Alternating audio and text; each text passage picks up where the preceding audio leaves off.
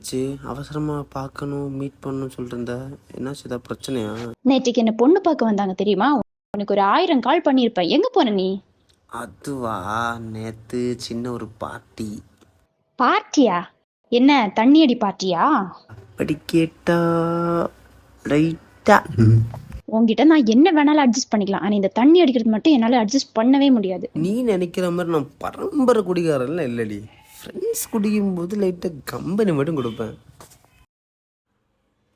நீயே யோசிச்சு பாரு, இப்போவே நான் எவ்வளோ வரை கம்பெனி கொடுக்குறேன். அப்போ நாளைக்கு நம்ம கல்யாணத்துக்கு அப்புறம் நீ கிச்சனில் குக் பண்ணும்போது நான் வந்து உனக்கு கம்பெனி கொடுப்பேன்ல. சில்ட்ரி கூலாக எடுத்துக்கோ, எதுக்கு டென்ஷன் ஆகுற?